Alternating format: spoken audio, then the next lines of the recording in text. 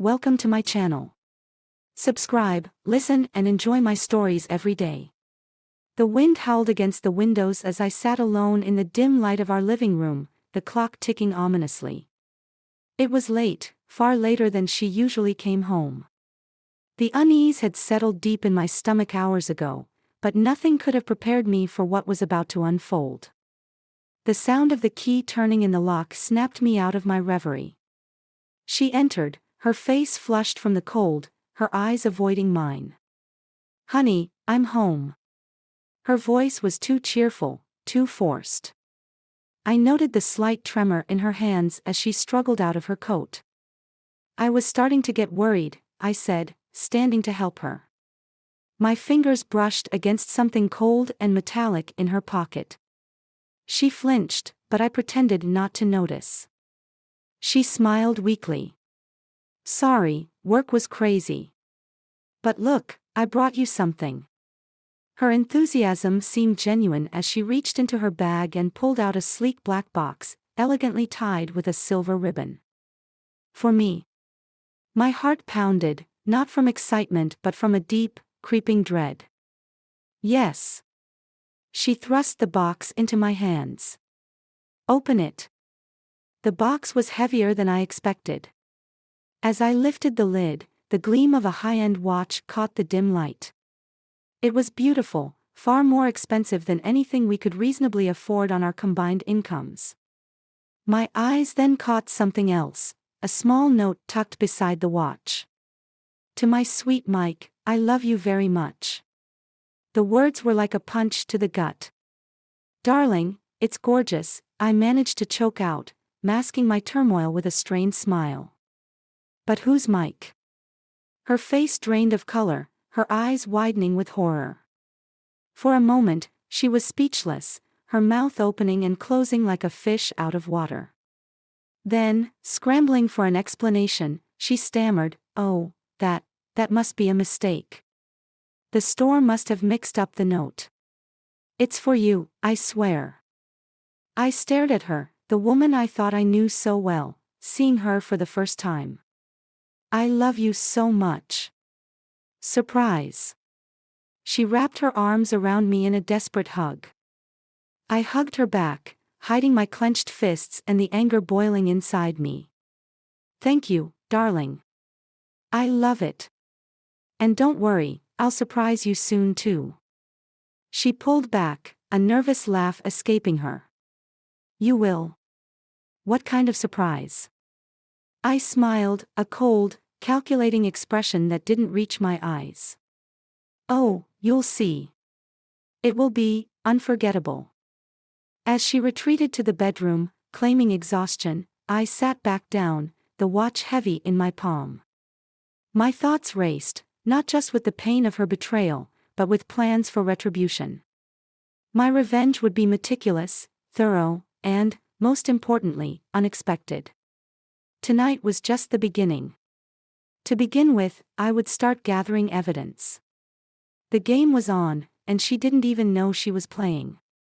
The morning light streamed through the blinds, casting long shadows across the kitchen floor where I sat, the black box open beside me.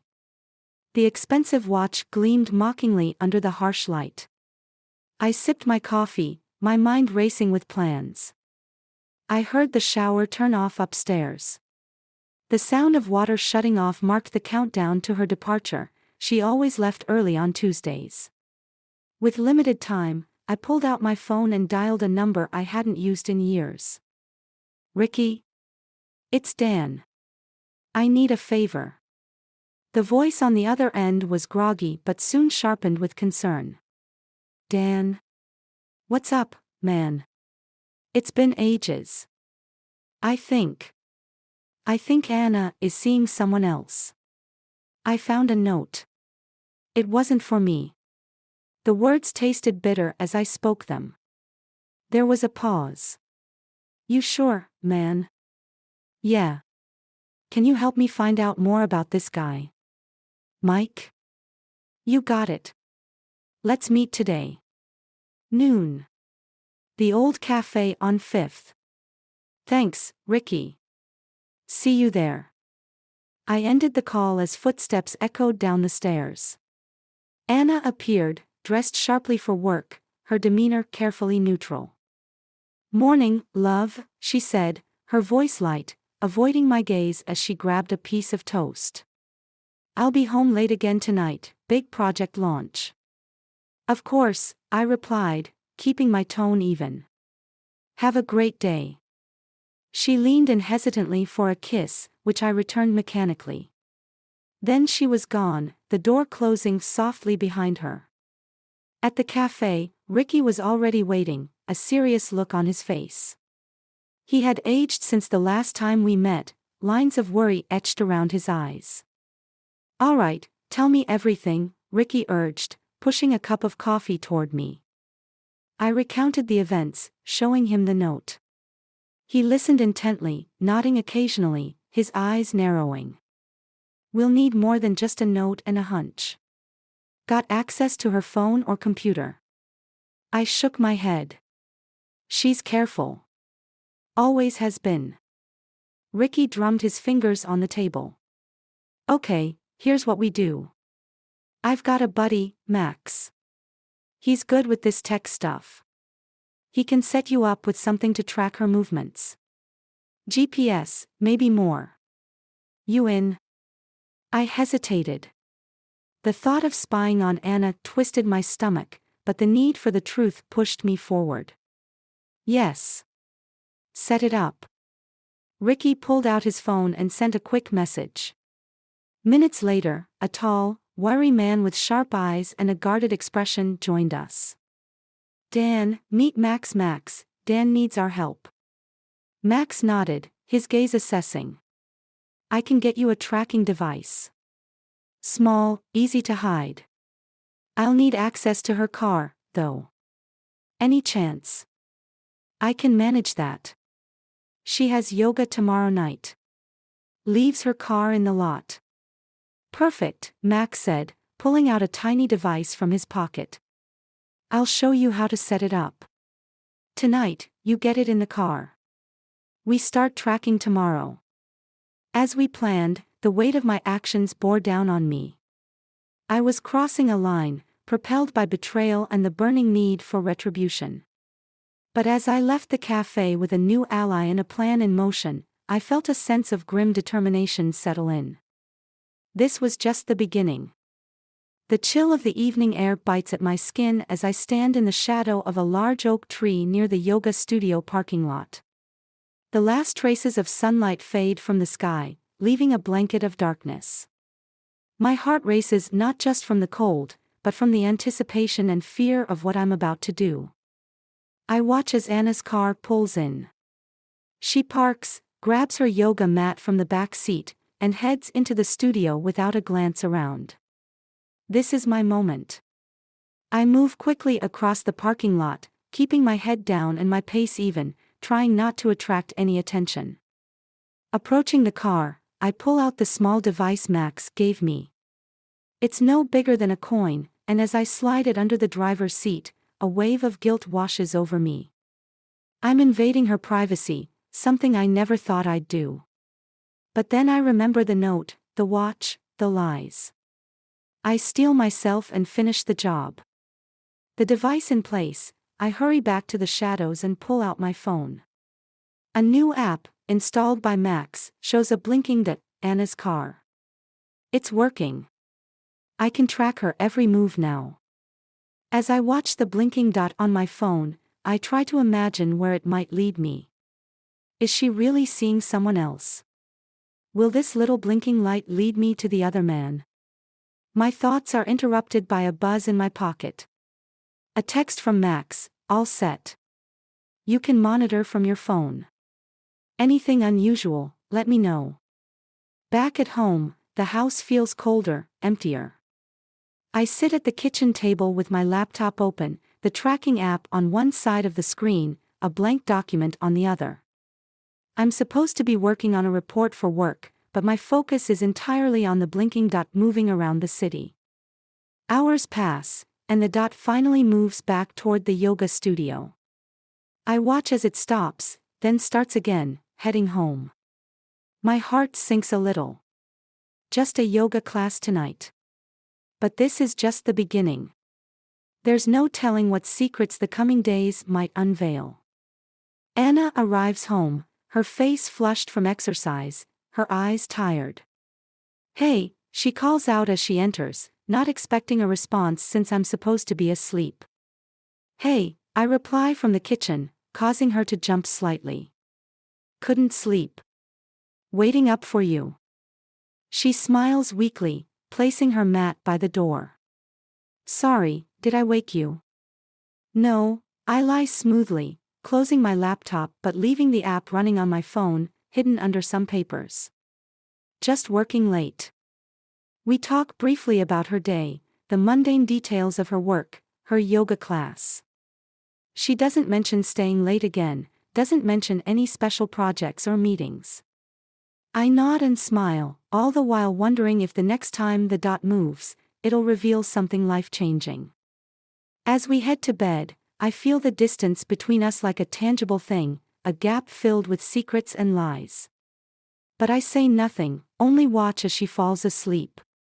In the quiet of the night, I stare at the ceiling, plotting my next moves, wondering how far I'll have to go to uncover the truth.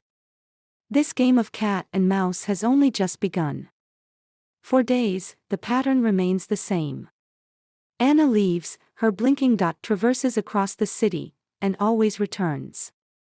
Nothing out of the ordinary appears. My frustration mounts with each uneventful night, but a part of me clings to a fading hope that maybe I was wrong. Maybe there is no affair. But then, one Friday, the dot deviates. It heads into a part of town Anna never mentioned visiting. My pulse quickens. I grab my keys and decide to follow the signal in person. I need to see for myself. Driving through the night, I track her to a small, nondescript building in an industrial part of town. The area is poorly lit, with only a few street lamps casting long shadows. I park a block away and approach on foot. Through a frosted window, I see her silhouette. She is not alone. My heart feels like it's being squeezed in a vice as I push open the door quietly. Inside, the room is filled with an array of art supplies and several easels. Anna stands beside a man, much older than her, with kind eyes and a gentle demeanor. They are painting together, deeply engrossed in their work. "Anna." My voice cuts through the air, sharper than I intend. She whirls around, her expression a mix of shock and guilt.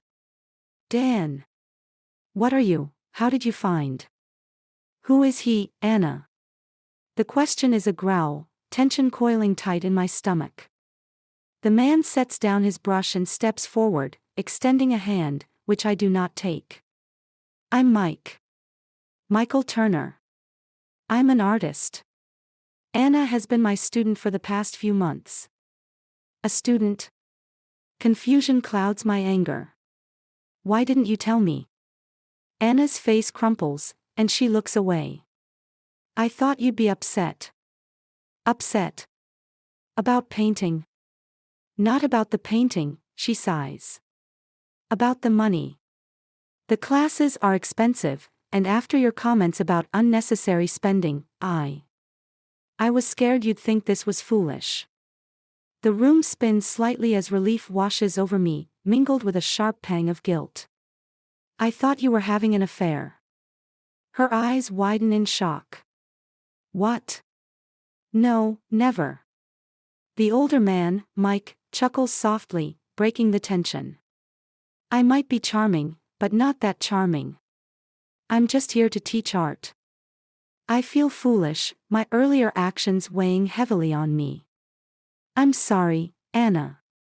I saw a note, a watch, and I let my imagination run wild." Anna steps forward, her expression softening. "The watch was a thank you, from my mom. She knew the seller. Mike, he helped arrange it. The note was a mix-up." Understanding dawns, and with it, a profound sense of relief. "I should have talked to you first. I'm sorry." She nods, accepting my apology with a small smile. Let's just go home, Dan. As we drive back, the silence isn't heavy with secrets but with the promise to rebuild trust. I glance at Anna, her profile soft under the streetlights, and decide that tomorrow, I'll join her in a painting class. Maybe, under Mike's patient guidance, I'll not only learn about art but also how to be a better husband. The intrigue, born of misunderstandings and assumptions, resolves not into the dark corners of betrayal, but into the light of creative expression and renewed trust. In the end, the true art was understanding each other, and perhaps, that was the masterpiece we needed all along.